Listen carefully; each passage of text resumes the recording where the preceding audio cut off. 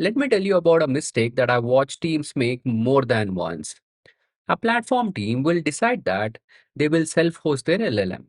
It's 4 months of work, VLLM cluster, auto scaling, customer inference endpoint. It's a real engineering work. Now, 6 months after the launch, they quietly migrate back to the API. Now, why did they do that? Well, they miscalculated their request volume by 2 orders of magnitude. The ops burden was real. The scale that was supposed to justify it was not there. Now, on a flip side, there's a different team, it's a different failure. They are now spending 80K a month on the API calls for a workload that a single A100 node could have handled in 6K dollars. Why did this happen? Because early on, someone suggested in their team that we don't want to manage the infrastructure and nobody revisited it. Two different outcome, but it's the same root cause. Both of the teams have made this decision on the wrong dimension. They asked us, what is cheaper? But in reality, that should not be the first question. And by the time they realized it, the architecture was already logged in. And that's what I want to work you through today. It's not about whether GPT or Llama. It's not a feature comparison. It's the actual decision framework, the dimensions that will determine whether your choice survives in production or not. Are you guys ready? So let's get started, guys. Now, before we get into the framework, I want to make sure that we are clear on what this decision is all about because most people would frame it wrong from the start itself. This is not about a tooling choice. It's actually what we call it as an operational contract. When you go to the API, what you're actually doing over here is you are renting the inference capacity. So the vendor, maybe the OpenAI or Gemini, that is Google, they will manage the model update, hardware availability, as well as the safety filters. Now, as a person, you will pay per token and you get a customization, but there is a ceiling for it. And whatever they expose, that's your surface that you can use it. On the other hand, when you perform what we call it as the self-hosting, you will own the entire inference surface. So that means you will have a control on the model weights, the serving stack, the hardware, the scaling behavior. So as a result of this, you will trade per token cost for the fixed infrastructure cost. And along with that, you are responsible for the labor that it actually takes to run such application. Now, this is the part that most of the teams underestimate. These two contracts behave very differently as your product evolves. Now, what is right at maybe 10,000 requests per day is often wrong at 10 million requests per day. What works for general Q&A feature often breaks down for a fine-tuned domain specialist. So the real question over here is it's not about which one is better. It's about which dimensions are actually in play for my situation right now. So here are the 5 dimensions that will actually determine the outcome. I'll just look into the slide and I'm going to read out loud so that you can follow along with me. So the first one is cost at scale. Second one is latency requirement, data residency and compliance, model customization needs, and the operational overhead. Now, these are the 5 dimensions in which will actually determine which approach that you need to take. Now, remember, each of these approaches that is mentioned, it is not having the equal weightage. It is having a varied weightage, and it all depends on the scenario and the product and the industry that you are working with. Let's do one thing. Let's start with the cost. But here, whenever we talk about the cost, you need to model the right number. So what does it mean over here? So most teams that will self-host to save the money, they are generally modeling for the GPU cost. But in reality, that's not the number. The real number will definitely include the GPU cost. Yes, that is true.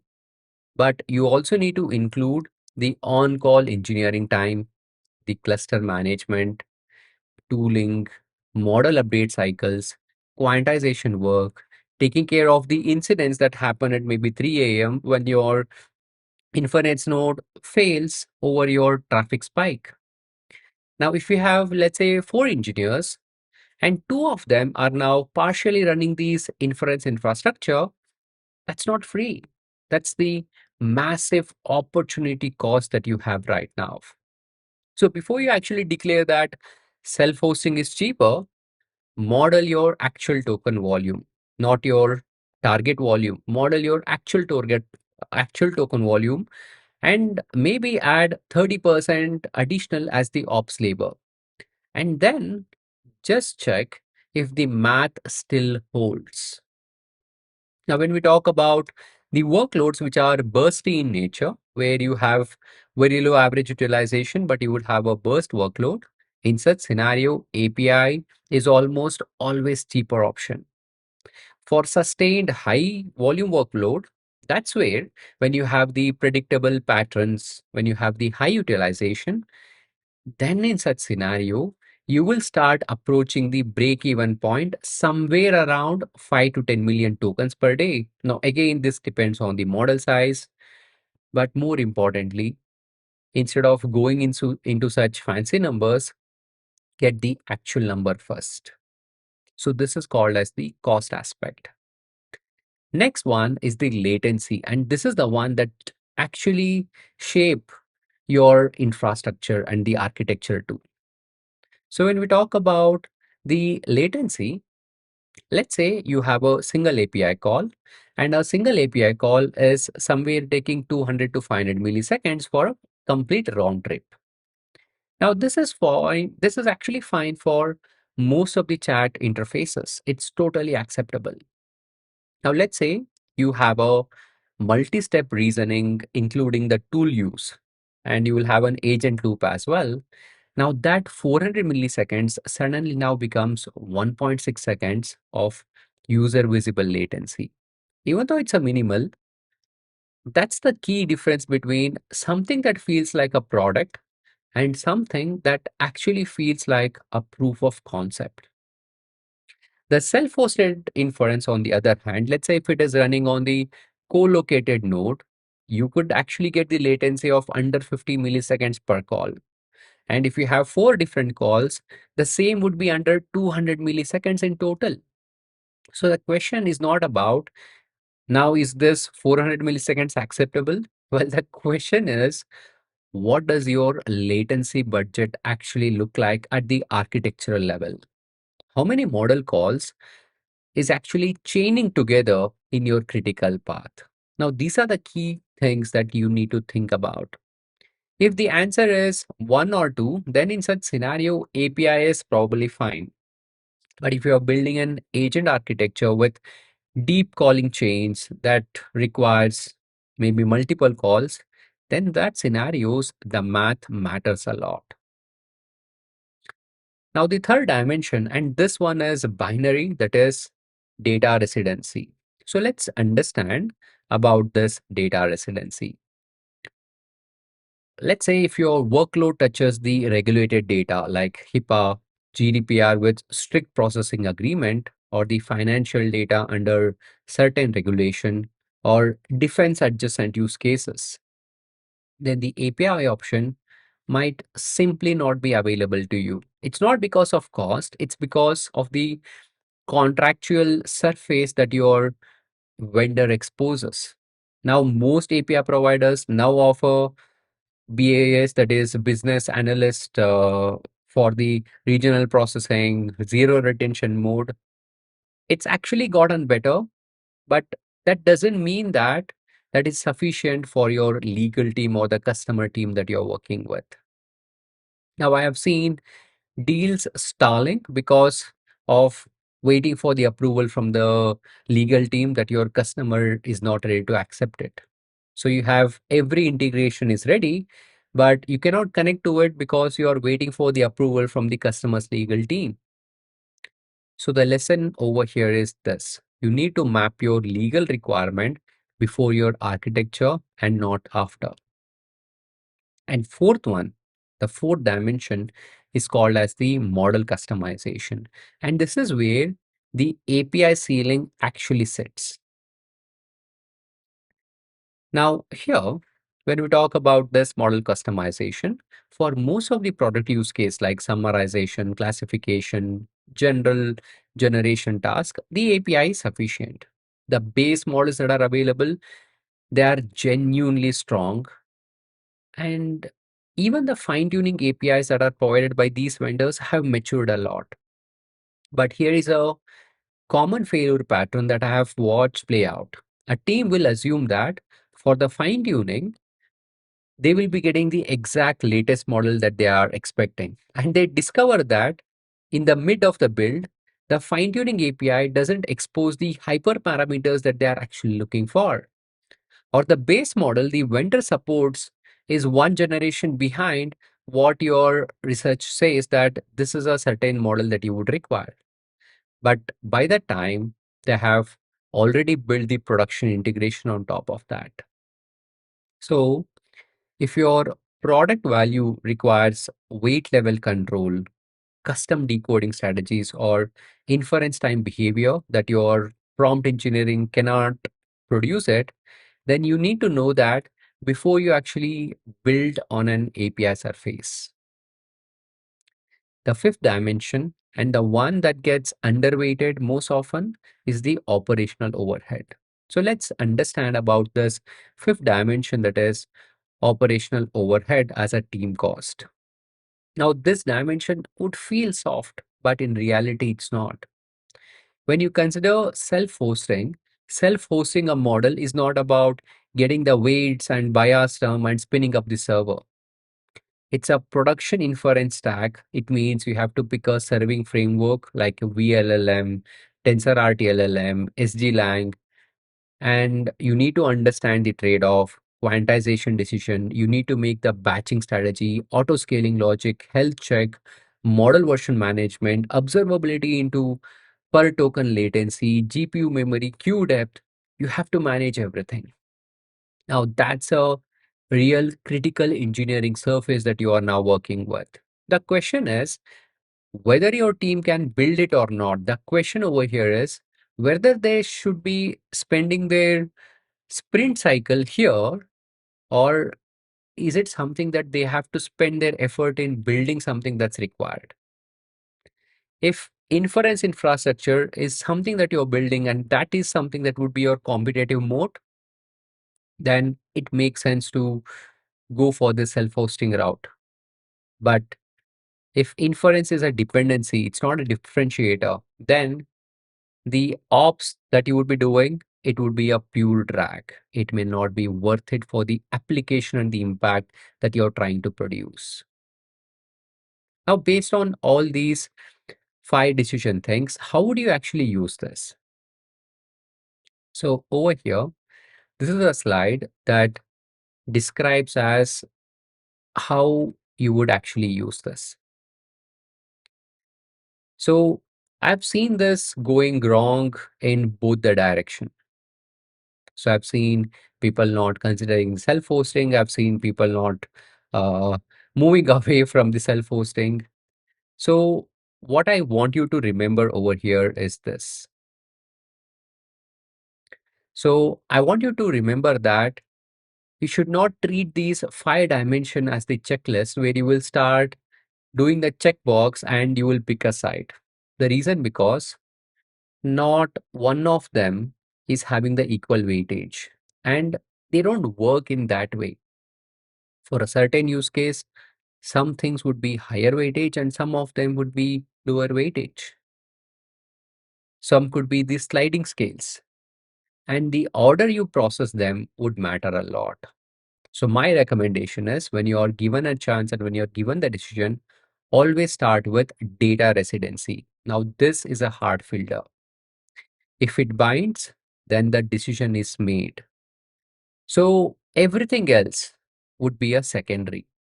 So don't spend 3 weeks on cost modeling if your compliance is already ruling out that option. And once you have looked into the data residency, then look into the latency. At your architectural level, it's not about the single call estimate. Let's assume that if you require sub 100 milliseconds per call at real scale with chained operation, then your API may not be viable one regardless of the cost. And then model the cost at the actual utilization, not your projected utilization. You have to pull the real numbers. And then look at your customization requirement against what API is already exposing today. It's not about what is it that is on the roadmap, it's about what is your today's requirement.